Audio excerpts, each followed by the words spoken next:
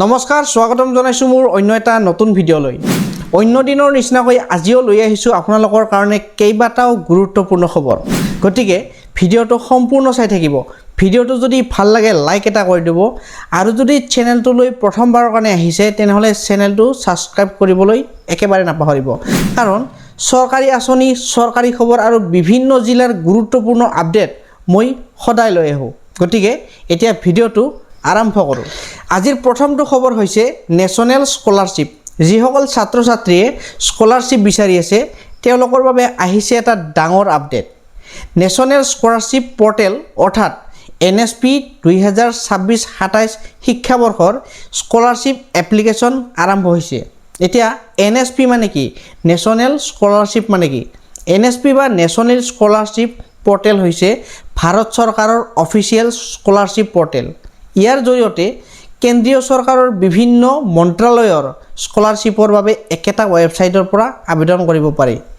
এই স্কলাৰশ্বিপ কোনে আবেদন কৰিব পাৰে সেই বিষয়ে মই আপোনালোকক এতিয়া কৈ আছোঁ ক্লাছ 9 ৰ পৰা আৰম্ভ কৰি PhD পৰ্যন্ত অধ্যয়ন কৰি থকা যোগ্য ছাত্ৰ ছাত্ৰীসকলে এই স্কলাৰশ্বিপ আবেদন কৰিব পাৰে যেনে ধৰক আপোনালোকৰ SC ST OBC EWS minority দিব্যাং আৰু জেনেৰেল কেটেগৰীৰ যোগ্য শিক্ষাৰ্থীসকলেও এই স্কলাৰশ্বিপ আবেদন কৰিব পাৰিব যিসকল ভাৰতৰ স্বীকৃতপ্ৰাপ্ত স্কুল কলেজ বা ইউনিভাৰ্চিটিত পঢ়ি আছে প্ৰতিটো স্কলাৰশ্বিপ চেমৰ ইনকাম লিমিট আৰু এলিজিবিলিটি বেলেগ বেলেগ থাকে এই স্কলাৰশ্বিপত এপ্লাই কৰি আপোনালোকে কিমান টকা পাব এইটো স্কলাৰশ্বিপৰ ওপৰত নিৰ্ভৰ কৰে মানে আপুনি কোনটো স্কলাৰশ্বিপ এপ্লাই কৰিব সেইটোৰ ওপৰতহে আপোনালোকে নিৰ্ভৰ কৰিব যেনে ধৰক আপোনালোকৰ প্ৰি মেট্ৰিক স্কলাৰশ্বিপ আছে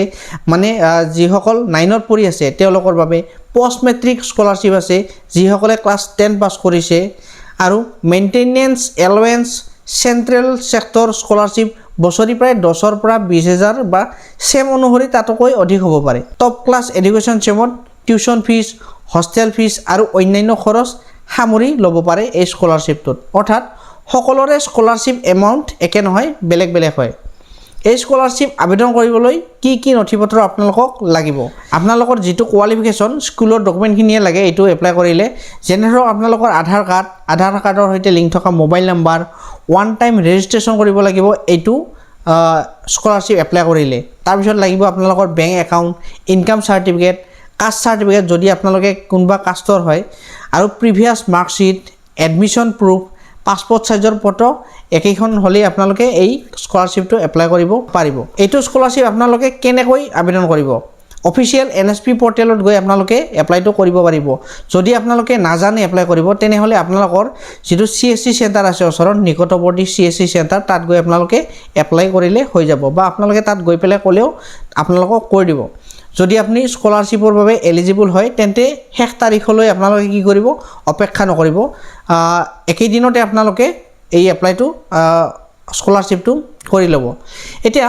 তাৰে পিছৰ খবৰটো লৈ আহিছোঁ তাৰে পিছৰ খবৰটো হৈছে নগাঁৱত জাপানীজ এনকেফেলাইটিছৰ আতংক 11 বছৰীয়া শিশু 4জন আক্ৰান্ত নগাঁও জিলাত পুনৰ দেখা দিছে জাপানীজ এনকেফেলাইটিছ ৰোগ স্বাস্থ্য বিভাগৰ তথ্য অনুসৰি এতিয়ালৈকে 11জন শিশু 4জন লোক এতিয়াও এই ৰোগত আক্ৰান্ত হৈ আছে এই ঘটনাই অঞ্চলবাসীৰ মাজত উদ্বেগ সৃষ্টি কৰিছে স্বাস্থ্য বিভাগে ইতিমধ্যে পৰিস্থিতিৰ ওপৰত নিবিড় নজৰ ৰাখিছে আৰু প্ৰয়োজনীয় ব্যৱস্থা গ্ৰহণ আৰম্ভ কৰিছে এতিয়া জাপানীজ এনকেফেলাইটিছ কি বহুতেতো নাজানে জাপানীজ এনকেফেলাইটিছ মানে কি জাপানীজ এনকেফেলাইটিছ হৈছে এটা ভাইৰাছজনিত ৰোগ এই ভাইৰাছ সাধাৰণতে কুলেক্স প্ৰজাতিৰ মহে বহন কৰে বিশেষকৈ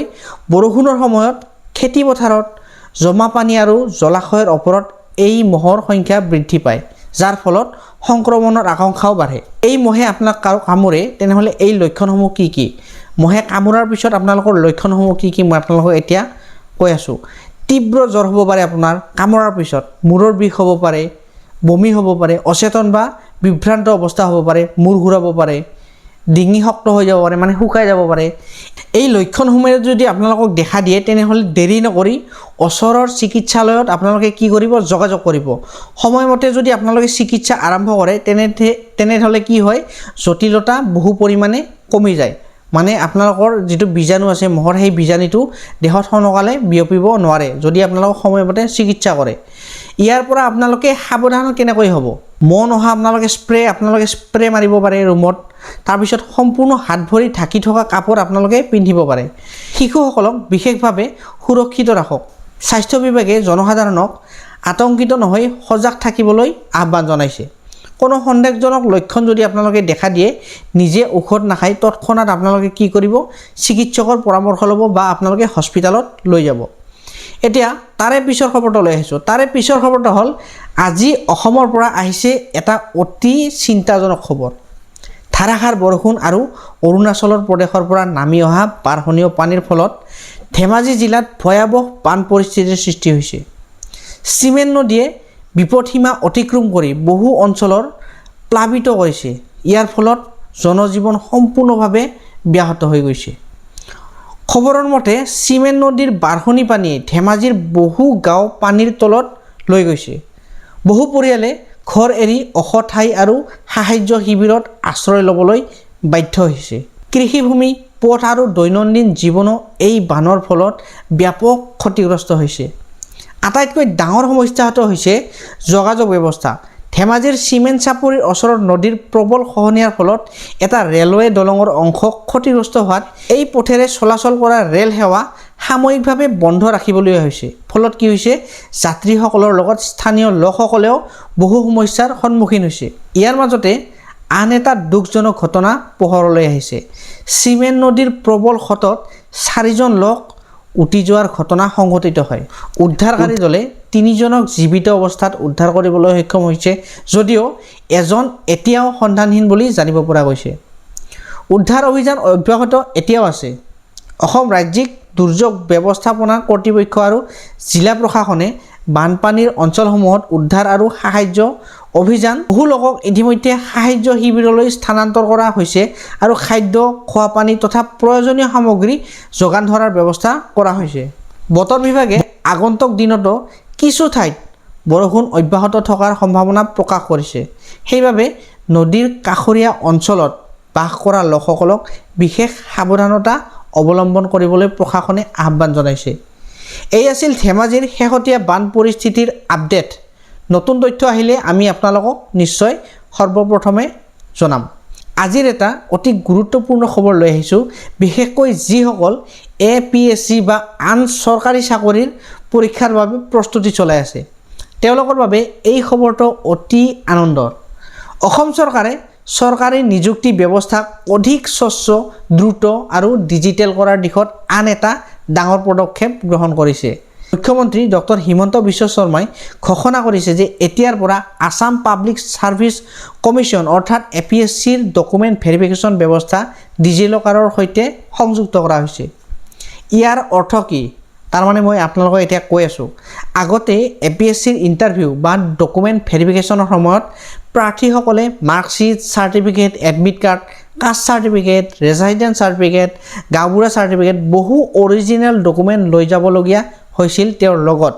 কিন্তু এতিয়া আপোনালোকে কোনো ধৰণৰ নথিপত্ৰ নিনিলেও হ'ব বা নিব নালাগে